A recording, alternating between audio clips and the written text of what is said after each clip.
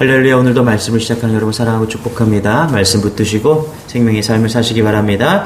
예레미야기가 4장 11절부터 22절까지 제가 한 절 여러분이 한 절 교독하도록 하겠습니다. 여호와께서 그의 분을 내시며 그의 명령한 진노를 쏟으시며 시온에 불을 지르사 그 터를 사르셨도다.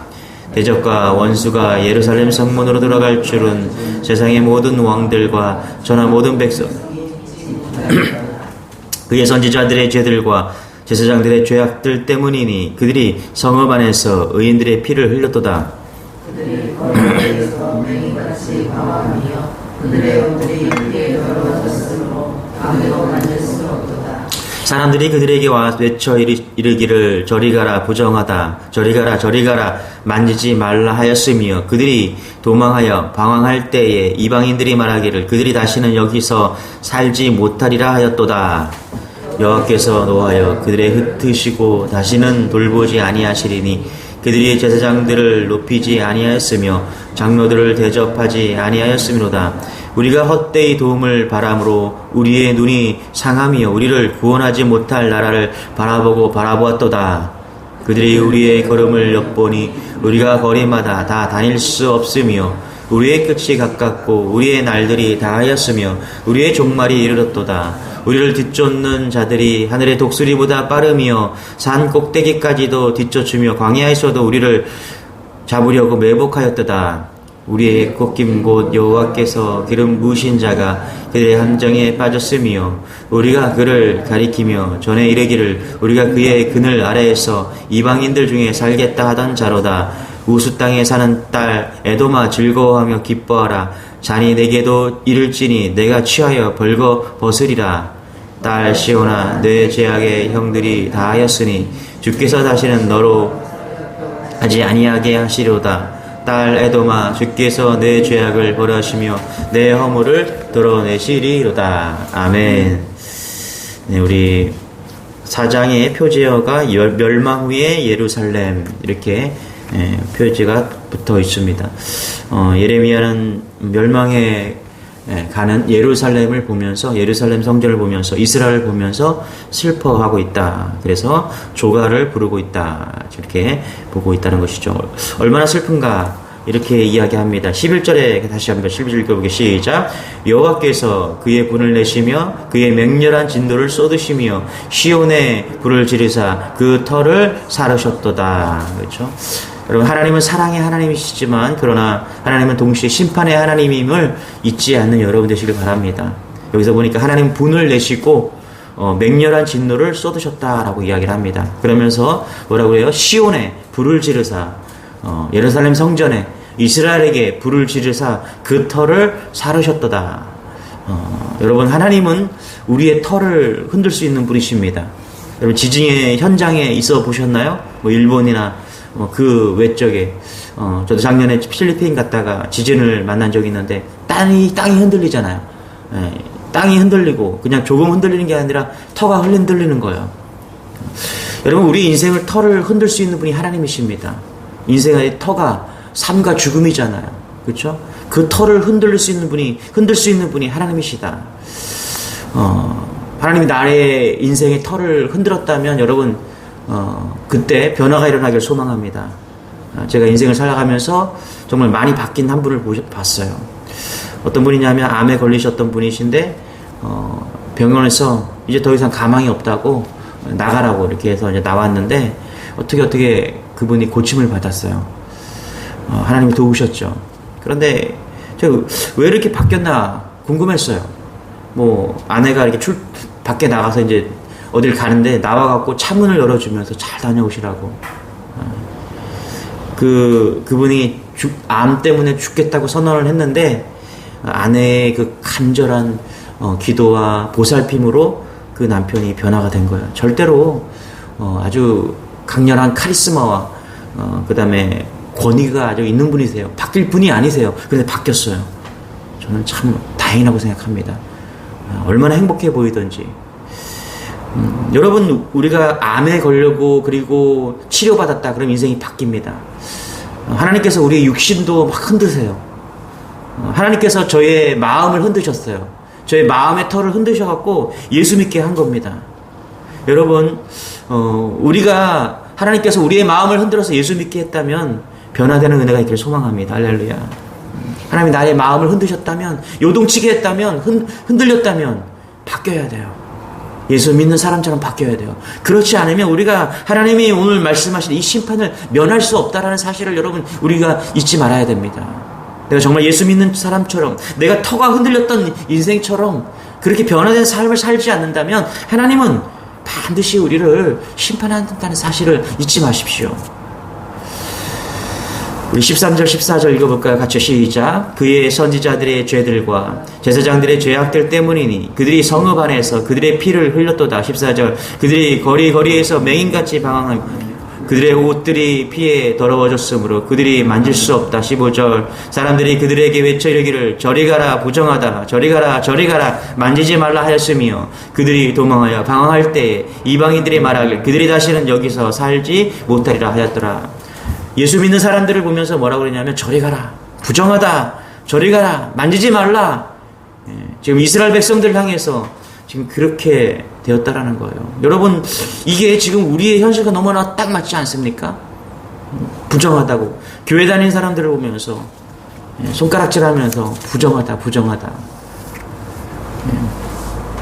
왜 이렇게 되었는가? 하나님께서는 지금 13절에 이렇게 말합니다. 선지자들과 제사장들의 타락 때문이다. 그렇죠? 선지자들의 죄들과 제사장들의 죄악 때문이다 라고 지금 이야기하고 있는 거예요.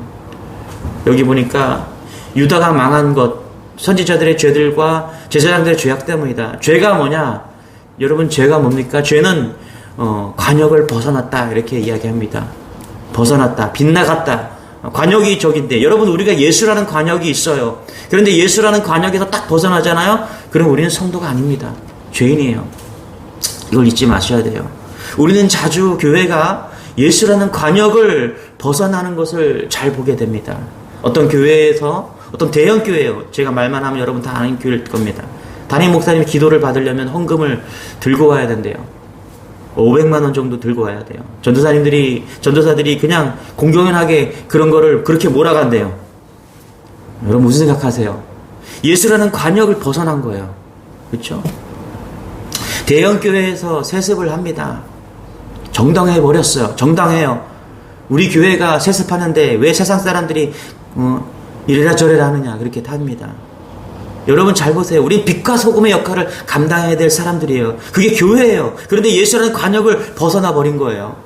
더 이상 세상과는 상관이 없는 자기들 안에 레이스를 하고 있어요. 예수님은 더 나아지기 위해서 십자가를 지시기 위해서 걸으셨고 십자가의 길을 걸었어요. 교회는 복음과는 상관없이 자신들의 안위와 숫자 싸움을 하면서 그렇게 자신의 길을 가고 있어요. 우리가 그렇게 가고 있는데 너희들이 무슨 상관이 있느냐고. 복음의 길은 맡겼어요. 이제 예수님의 관역을 벗어나는 거예요. 왜 이렇게 많은 교회가 있는데 예수의 흔적을 찾기가 어렵습니까? 이유는 하나예요. 왜 이렇게 많은 그리스도인들이 많은데 왜 예수를 닮은 그런 사람들을 찾기 힘듭니까? 우리가 예수라는 관역을 벗어났기 때문에. 그게 뭐라고요? 죄다라고 성경은 이야기하고 있는 거예요. 여러분 잘 보세요. 우리가 범죄하고 살인하고 강도짓을 하고 그게 죄가 아니라 예수라는 관역을 벗어나는 것, 그것을 죄라고 말하는 거예요. 세상이 말하는 죄와 성경이 말하는 죄가 다르다는 사실을 여러분 알아야 됩니다. 하나님을 떠나면 그것이 하나님의 관역이라는 그 하나님의 관역에서 벗어나면 그게 죄다라고 말하는 거예요. 그래서 우리는 늘 깨어 있어야 됩니다. 내 안에 갇혀 있는 것이 아니라 말씀을 따라가야 되는 거예요. 왜 선지자들과 왜 제사장들이 이 관역을 벗어나는 죄를 범했습니까? 말씀과 상관없는 삶을 살기 때문에 내 느낌과 내 감정을 따라 충실하게. 그게 여러분 쾌락의 삶이고요. 자기의 삶인 겁니다. 여러분 우리도 오늘도 말씀을 따라가는 인생 되기를 소망합니다. 할렐루야. 말씀이 가라는 곳까지 가야 돼요. 말씀이 아니라고 하면 우리 멈춰 서야 됩니다. 우리는 관역에서 벗어나면 안 됩니다. 말씀이라는 그 관역을 향해서, 예수라는 그 관역을 향해서 우리는 바라보고 가야 됩니다. 그것이 사는 길임을 잊지 않는 여러분 되시길 바랍니다. 16절 17절입니다. 같이 시작. 여호와께서 노하여 그들을 흩으시고 다시는 돌보지 아니하시리니 그들이 제사장들을 높이지 아니하였으며 장로들을 대접하지 아니하였으미로다. 우리가 헛되이 도움을 바라로 우리의 눈이 상하며 우리를 구원하지 못할 나라를 바라보고 바라보았도다. 그렇죠? 이렇게 제사장들이 타락하고 선지자들이 타락하고 나니까 당연하게 성도들이 타락합니다. 16, 17절에 보니까 이 성도들이 제사장들을 높이지 아니하였으며 장로들을 대접하지 아니하였다. 인지상정이죠. 똑같은 거죠. 그렇죠? 그러나 진짜 중요한 것은 뭐냐면 그들이 헛되이 도움을 바람으로 우리의 눈이 상함이요. 눈이 상했대요. 바벨론이 침공하니까 누구를 바라봤어요? 애굽을 바라본 거예요. 눈이 상한 거예요. 우리를 구원하지 못할 그 애굽을 바라보고 바라보았도다. 여러분, 하나님을 바라보지 않고 애굽을 바라보았습니다. 이스라엘 백성들이. 성도의 타락이 뭡니까? 여러분, 타락이 뭐예요? 우리가 하나님을 바라보지 않고 다른 것을 바라보면 그게 타락이라고 오늘 이야기하고 있는 거예요. 여러분, 우리가 하나님을 의지하지 않고 내가 물질을 의지하고 사람을 의지하고 경험을 해야 하고 지혜를 의지하고 그게 뭐라고요? 오늘 타락이라고 이야기하고 있는 것입니다. 여러분, 우리가 세상을 말세라고 말합니다. 그래서 하나님의 심판이 임하실 텐데 임하실 때가 되었다. 말세다, 말세, 말세 이렇게 얘기합니다. 그런데 성경을 보면요, 세상은 언제나 말세였습니다. 초대교회를 보면요, 고린도 교회라는 그 도시를 보면 지금보다 성적으로 더 타락한 그런 도시였습니다. 그럼 언제 하나님이 심판을 하십니까? 하나님의 심판은요, 세상이 말세라고 심판하는 게 아니라 세상에서 있는 세상에 있는 그 속에 살아가고 있는 믿는 자들이 빛과 소금의 역할을 감당하지 못할 때 심판이 오는 겁니다. 우리를 세우셨어요. 빛과 소금으로 이 땅에서 그렇게 살라고 말씀으로 우리를 세우셨어요. 그런데 이 말세 같은 세상에서 믿는 자가 믿지 않는 자와 구별되지 않고 똑같이 그렇게 타락한 인생을 살아갈 때 어떻게 해요? 하나님이 심판하신다는 사실을 잊지 마십시오. 이게 경계선 이론이에요. 경계선. 우리가 경계선에서 믿는 자와 믿지 않는 자와 구분이 안 될 때 그것을 타락이라고 성경은 말하고 있고요. 그것을 하나님은 그때 심판이 하신다고 말씀하고 있습니다. 여러분, 노아의 방주로 심판하실 때 여러분 잘 보세요. 성경은 뭐라고 기록하고 있는가? 의인을 찾기 힘들다는 거예요. 하나님이 믿는 자와 믿지 않는 자가 섞여 있다라고 말하는 거예요. 그래서 하나님께서 노아의 방주를 준비하시는 겁니다. 소돔과 고모라 성을 심판하실 때 한번 보세요. 50명, 40명, 30명, 10명 하나님을 누구를 찾고 있습니까? 믿는 자, 의인을 찾고 있다라는 거예요. 여러분, 세상 사람들, 하나님이 세상 사람들을 향해서 돈 많은 사람, 정직하고 진실하고 잘생긴 사람, 뛰어난 사람, 똑똑한 사람, 하나님 그런 사람 찾고 있습니까? 아니에요. 의인을 찾고 있는 거예요. 어떤 의인요? 하나님을 잘 섬기는 사람, 구별된 자, 믿는 자와 믿지 않는 그 구별된 자, 그 사람이 없기 때문에, 그 의인이 없기 때문에 하나님께서 소돔과 고모라를 심판하시고 세상을 심판하셨다는 사실을 여러분 잊지 말아야 됩니다. 하나님은 지금 바벨론을 책망하는 게 아니에요. 애굽을 바라보고 애굽을 책망하는 게 아닙니다. 에돔을 책망하는 게 아닙니다. 누구를 책망하고 있어요? 이스라엘을 지켜보면서 그들을 향해서 말씀하고 있다는 사실을 여러분 잊지 마십시오. 하나님은 오늘 말세인 이 세상을 향해서 말씀하시는 것은 말세 속에 살고 있는 믿음으로 살기를 원하는, 당연히 그렇게 살아야 되는 우리를 향해서 오늘 말씀하고 있다는 거예요. 여러분, 의인 되시기 소망합니다. 할렐루야. 믿음의 의인 되십시오. 믿음 붙잡으십시오. 하나님이 그것이 우리를 이 땅에 보내신 이유인 것이죠. 19절 20절입니다. 같이요. 시작. 우리를 뒤쫓는 자들이 하늘의 독수리들보다 빠르며 산 꼭대기까지도 뒤쫓으며 광야에서도 우리를 잡으려고 매복하였도다. 20절. 우리의 콧긴 곳 여호와께서 기름 부으신 자가 그들의 함정에 빠졌으며 우리가 그를 가리키며 전에 이르기를 우리가 그의 그늘 아래에서 이방인들 위해 살겠다 하던 자로다. 19절에 보니까 뭐라고 그래요? 우리를 뒤쫓는 자들이 하늘의 독수리들보다 빠르며, 그렇죠. 여러분, 독수리는 하늘의 제왕이죠. 독수리가 날개치면서 탁 내려가면서 그 먹이를 탁 낚아채는, 여러분, 하나님이 작정하시면요 우리가 피할 수 없음을 아셔야 됩니다. 하나님은 다 보고 계십니다. 죄인은 숨을 수가 없습니다. 하나님이 작정하셨으면 피할 수가 없습니다. 아담과 하와가 죄를 범했습니다. 그리고 숨었습니다. 하나님께서 부르셔서 아담아 어디 있느냐. 여러분, 하나님이 몰라서 지금 그렇게 아담을 찾고 있습니까? 하나님은 다 아십니다. 하나님은 죄를 아세요. 여러분, 우리가 그리스도인이지만 그리스도인의 모습으로 살아가지 못하고 죄인에서 돌아서지 않는 그런 모습으로 우리가 있다면 돌이켜야 됩니다. 회개하고 주님 앞에 나아가야 됩니다. 하나님이 참고 있다는 사실을 여러분 아셔야 됩니다. 하나님은 다 아셔요. 하늘의 독수리들보다 빠르게 우리를 쫓아오실 분이십니다. 산 꼭대기까지도 뒤쫓으며 광야에서도 우리를 잡으려고 매복하는 그 매복자들처럼 하나님은 우리를 다 보고 계시고 피할 길이 없습니다. 여러분 돌이켜야 됩니다. 그게 사는 길이에요. 유일한 길은 돌이키는 다른 길이 없습니다. 하나님은 작정하시고 하나님이 작정하시고 우리는 피할 수 없는 존재이기 때문에 그게 죄인의 존재예요. 십자가 아래로 가야 됩니다. 예수 그리스도를 붙잡아야 됩니다. 유일한 길이 그거밖에 없습니다. 우리가 오늘도 죄인의 모습으로 서지 않고 십자가 붙들고 구원받는 놀라운 은혜가 있기를 소망합니다. 할렐루야. 구원받은 백성처럼 그렇게 우리가 이 땅에서 살아내는 은혜가 있기를 소망합니다. 할렐루야. 22절입니다. 같이 시작. 딸 시온아 뇌 제약의 형벌이 다하였으니 주께서 다시는 너로 사로잡혀 가지 아니하게 하시로다. 딸 에돔아 주께서 내 죄악을 벌하시며 내 허물을 드러내시리로다. 아멘. 하나님은 이렇게 이스라엘을 채찍질하는 이유는요. 하나님께서는 사랑하기 때문에 그렇습니다. 뭐라고요? 딸 시온아. 여러분 자녀 중에 딸이 있는 자녀들은 아실 겁니다. 얼마나 딸이 귀여운지, 얼마나 사랑스러운지. 아들은 묵뚝뚝해도요. 딸들은 얼마나 정말 살갑게 그렇게 사랑스러운지 모릅니다. 하나님이 딸 시온아 아시죠? 얼마나 사랑하는, 내가 너희를 사랑하는 시온아, 예루살렘아, 이스라엘아, 지금 그렇게 이야기하고 있는 거예요. 하나님은 지금 벌하시겠다는 그게 목적이 아니라 내가 너희를 사랑한다, 너희를 구원한다, 그게 하나님의 본심이라는 것입니다. 여러분, 하나님께서 우리를 막 흔드십니다. 털을 흔드시고 매질을 하시고 돌아오라고 말씀하십니다. 이유는 간단합니다. 하나님께서 사랑하시기 때문에 그래요. 돌아와야 됩니다.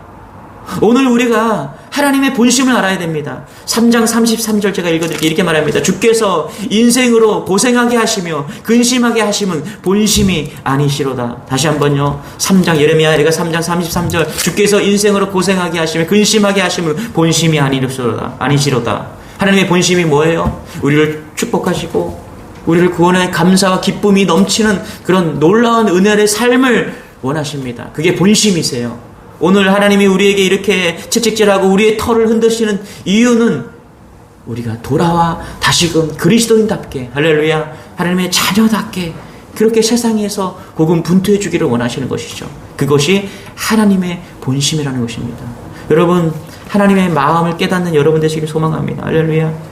아버지의 마음이 있는 곳에 여러분의 마음이 있기를 소망합니다. 할렐루야. 오늘 기도하실 때 그런 마음 달라고 기도하는 여러분 되시길 바랍니다. 기도하겠습니다. 하나님께서 우리의 털을 흔드시고 우리를 채찍질하시고 교회를 향해서 성도들을 향해서 거침없이 꾸짖으시고 하나님 매질을 하시는 그 하나님의 마음, 딸 시온아 사랑하는 하나님의 마음인 줄 알고 하나님 우리가 돌아서게 도와주옵소서. 하나님의 본심을 이해할 수 있는 그런 은혜와 믿음이 오늘 이 새벽에 나와 예배하는 모든 성도들의 마음 가운데 아버지의 마음이 전해질 수 있도록 은혜를 더하여 주옵소서.